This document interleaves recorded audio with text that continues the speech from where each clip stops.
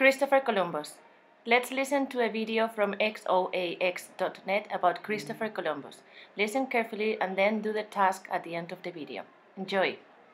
History 1. Christopher Columbus.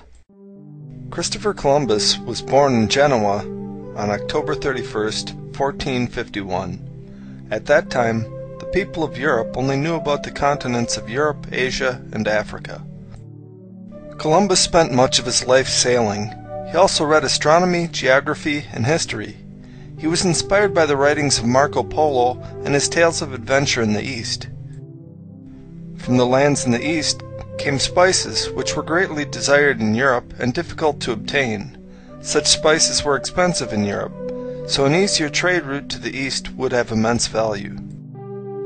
For this reason, Columbus planned to sail west around the world in order to reach the lands to the east, which were called the Indies. Columbus believed that discovering such a route would make him rich.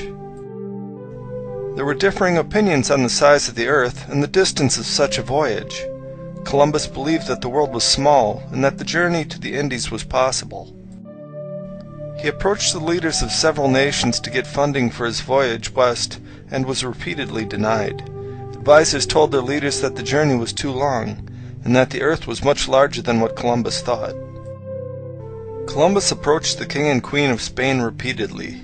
They were reluctant, but eventually agreed to help Christopher Columbus.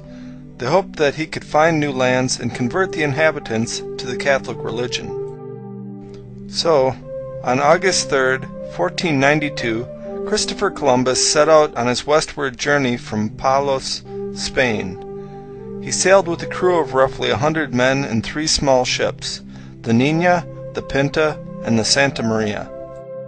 On his way, Columbus stopped by the Canary Islands.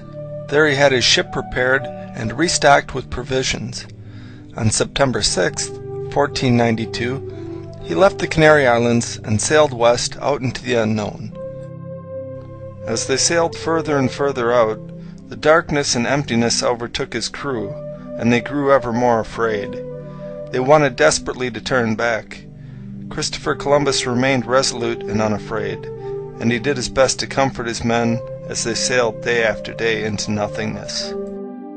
Eventually, they spotted land, and on October 12, 1492, they landed on an island in the New World, the American continents.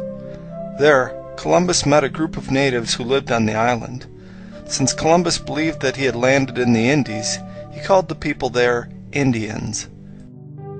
Columbus eagerly befriended the Indians, for as he wrote in his logbook, "In order to win their friendship, since I knew they were a people to be converted and won to our holy faith by love and friendship rather than by force, I gave some of them red caps and glass beads which they hung round their necks, also many other trifles. These things pleased them greatly, and they became marvelously friendly to us." Columbus then traveled to other nearby islands, and eventually returned to Spain. He would journey to the New World 4 times in all, but he always believed that he had sailed to the Indies in Asia. It was another explorer who would realize that the land was not the Indies at all, but an undiscovered new land. That man was Amerigo Vespucci, for whom the New World would be named. As with many great discoveries, Columbus found the New World by accident. Through his courage and persistence, he followed his desires and discovered a new world, rather than a mere trade route. Columbus's journeys continued to inspire other explorers, much as Marco Polo had inspired him. In time, these explorers and their voyages would unite the entire world.